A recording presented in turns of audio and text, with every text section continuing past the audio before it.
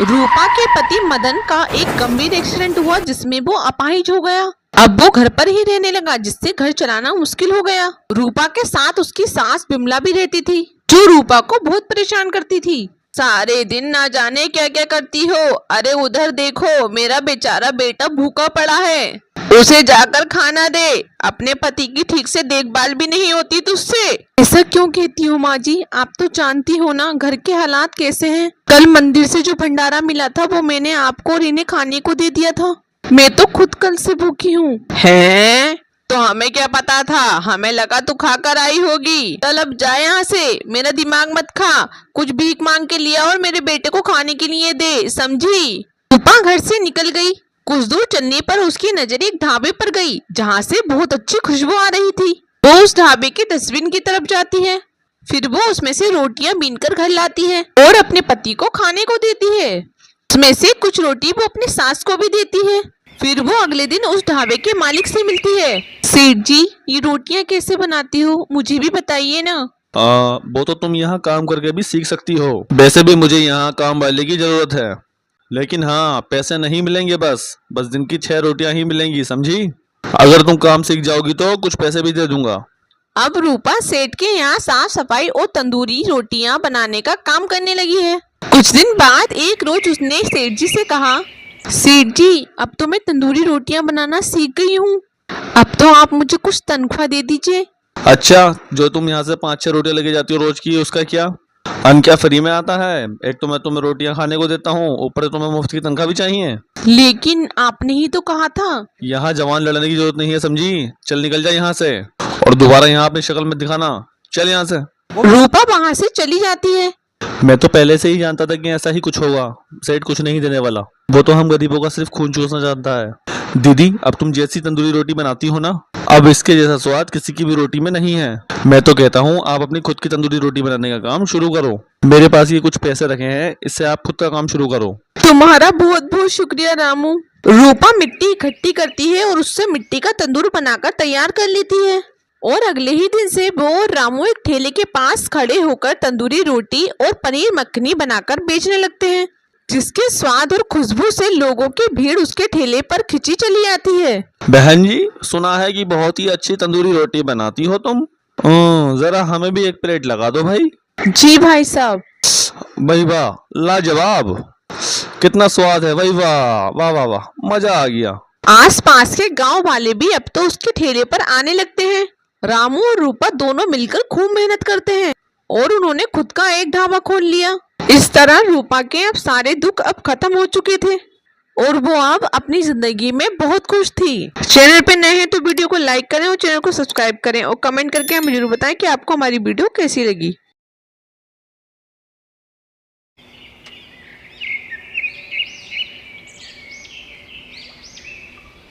नई बहू सांची के आने से घर में बहुत चहल पहल थी। सब बहुत खुश थे।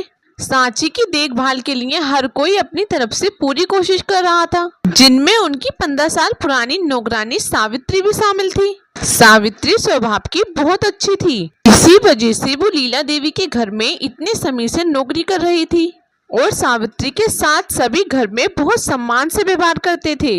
इसलिए सावित्री को भी लीला देवी के घर में अपनापन महसूस होता था। ये क्या कर रही हो सावित्री, तुम मुझसे पूछे बिना मेरे कमरे में कैसे आई और मेरे सामान को हाथ कैसे लगाया? भाभी, वो मालकिन ने ही मुझसे कहा था कि मैं आपका कमरा समेट दूं और आप थके हुए होंगे, बस इसलिए। जब मैं बोलूंगी किसी काम को तभी किया करो। अब जाओ यहाँ से, मुझे थोड़ी देर सोना है। ठीक है भाभी। सावित्री बिना कुछ बोले सांची के कमरे से बाहर आ जाती है। तब तक सांची की सास सारी बात सुन चुकी थी। सावित्री के जाने के बाद सांची की सास ने उससे बात की। बहू, सावित्री हमारे घर में बहुत सालों से काम कर रही है, बहुत विश्वासी है वो, इसलिए तुम बेझिझक उससे कोई भी काम करवा लिया करो। हमें सावित्री पर पूरा भरोसा है, वो कोई भी चीज इधर से उधर नहीं करेगी। वो बहुत दिल से और मेहनत से काम करती है। तुम उससे कोई काम कराओगी तो तुम्हें बहुत सहारा मिलेगा। नहीं नहीं माँ जी, ना, मैं उससे अपना काम कोई नहीं कराऊंगी। बेकार में मुझे नजर लग गई तो? मैंने सुना है किसी को अपनी चीज दिखाने से नजर लग जाती है। मैं अपने काम खुद करूंगी। जाएगी। ऐसे नजर नहीं लगती बहू, ये सब तुम्हारे मन के वहम हैं। और भला बेचारी वो गरीब सावित्री तुम्हें क्या ही नजर लगाएगी। खैर, जैसी तुम्हारी मर्जी। सांची बहुत ही बेहमी स्वभाव की थी। उसे लगता था अगर कोई उसकी चीजों को हाथ लगाएगा या देखेगा तो उसे नजर लग जाएगी, इसलिए वो अपनी चीजों को छुपा छुपा कर रखती थी। क्या बात है बहू, तुम इतनी जल्दी जल्दी अपना खाना डालकर कहाँ जा रही हो? आराम से बैठ जाती, मैं खाना परोस कर दे देती। आपको तो पता है ना सावित्री काम पर आने वाली होगी और वो रसोई में आते ही पहले मेरे खाने को देखती है। लो आ गई, देखो घंटी बजी है। आप ध्यान रखना सावित्री मेरे कमरे में ना आए। लीला कुछ देर तो अपनी बहू को देखती रही और फिर चुप हो गई। सांची खाना लेकर कमरे में चली जाती है, फिर तभी सावित्री आ जाती है। सांची भाभी अंदर आ जाऊं? मैंने तो माँ जी से मना किया था कि कमरे में मत भेजना, फिर भी उन्होंने इसे भेज दिया। खाने की थाली छुपा लेती हूँ। हाँ आ जाओ, बोलो क्या काम है? वो माँ जी आपको बुला रही हैं। रिश्तेदारी की कुछ औरतें आपकी मुँह दिखाई के लिए आई हैं। वो शादी में नहीं आ पाई थी। अच्छा ठीक है, माँ जी को बोल दो मैं आ रही हूँ। कुछ देर बाद सांची ड्राइंग रूम में आ जाती है। वहाँ पर रिश्तेदारी की कुछ औरतें बैठी हुई थी। वो सब सांची को देखकर उसकी खूब तारीफ करती हैं। क्या बात है लीला, बहू तो बिल्कुल चांद का टुकड़ा ढूंढ कर लाई हो, नजर ना लगे किसी की। हाँ सचमुच बहू बहुत सुंदर ढूंढ कर लाई हो। नजर से बचा कर रखना अपनी बहू को, कहीं नई बहू को नजर लग गई तो बहुत परेशानी हो जाती है लीला। एक काम करना, बहू की आज नजर उतार देना, क्योंकि नजर किसी की भी लग जाती है। मुझे नजर उतारनी आती है, मैं मिर्चों से भाभी की ऐसी नजर उतारूंगी कि किसी की नजर लगेगी ही नहीं, और अगर किसी की नजर होगी भी ना तो वो भी उतर जाएगी। तुम्हारी नौकरानी है ना, इसका ध्यान रखना। गरीब लोगों की नजर बहुत जल्दी लगती है। जान की ठीक कह रही है, इनके सामने तो कुछ खाया पिया भी मत करो, ज्यादा बनो सबरो तो भी नजर लगा देती हैं। तुम तो वैसे भी नई बहू हो, तुम्हें तो नजर बहुत जल्दी लगेगी। और फिर क्या था, सांची को और वहम पड़ गया, क्योंकि जब कोई बात हम दूसरे के मुंह से सुनते हैं तो हम उस बात पर ज्यादा ध्यान देते हैं, और यही हुआ। सांची को रिश्तेदारी की कुछ औरतों ने नजर की बात क्या कह दी, जिससे सांची सावित्री से और भी बचकर रहने लगी।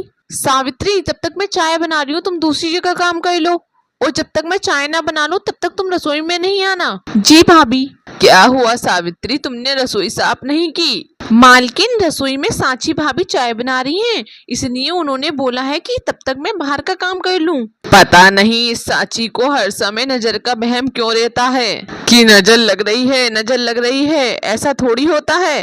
काम वाली से घर के काम करवाओ तो नजर लग जाएगी, ये तो बच्चों सी बात हो गई। कोई बात नहीं लीला, बहू को कुछ कह भी तो नहीं सकते। नई बहू को ज्यादा टोकना अच्छी बात भी तो नहीं है ना। माँ छोड़ो, सांची को आदत है, उसे बहुत वहम है, बहुत छोटी छोटी बातों पर यही सोचती है कि उसे नजर लग जाएगी। एक सुबह सांची छींके मारने लगती है। मुझे पता था मुझे नजर लग जाएगी। मैं कल वो सूट नहीं पहननी थी, कल ही सावित्री ने मुझसे कहा था कि भाभी तुम इस सूट पे बहुत अच्छी लग रही हो, और देखो आज ही मुझे नजर लग गई।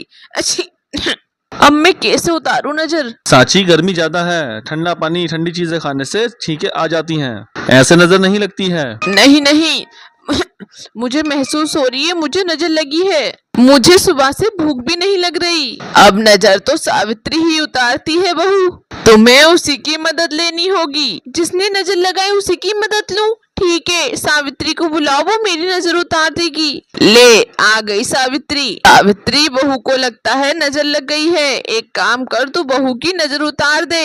सुबह से छींके मार रही है और बोल रही है शरीर भी दर्द हो रहा है। हाँ क्यों नहीं भाभी, आप वहाँ बिस्तर पे लेटो, मैं आपकी नजर उतार देती हूँ। उसके बाद मैं आपके लिए गरम गरम अदरक की चाय भी बना कर ले आऊंगी। सावित्री सांची की नजर उतारती है और खूब प्रेम भाव दिखाती है। सावित्री सांची के लिए अदरक वाली चाय और साथ में टोस्ट लेकर आती है। सांची सावित्री को देख रही थी। सावित्री तो सचमुच बहुत अच्छी है, पता नहीं ये मेरे मन में वहम क्यों आया कि ये मुझे नजर लगाएगी। सावित्री दीदी इधर आओ। भाभी, आपने मुझे दीदी बोला? क्यों, आप मेरी बड़ी बहन की तरह इतनी देखभाल कर रही हो और एक माँ की तरह आपने मेरी नजर उतारी। और पता है माँ जी बिल्कुल ठीक कहती हैं, आप बहुत अच्छी हो। गलती मेरी ही है, मैंने ही एक अच्छे इंसान को पहचानने की समझ नहीं रखी। आप इतने सालों से हमारे घर में काम कर रही हो, आप हमारी अपनी हो, तो भला आपकी नजर मुझे कैसे लग सकती है? भाभी आज मैं बहुत खुश हूँ। सांची की बात सुनकर घर में सब बहुत खुश हुए। उस दिन के बाद सांची को एक बात सच में समझ में आ गई कि ऐसे किसी की नजर कभी नहीं लगती, और खासकर जो हमारे अपने होते हैं, हमारा भला सोचते हैं, उनकी नजर हमें कभी नहीं लगती।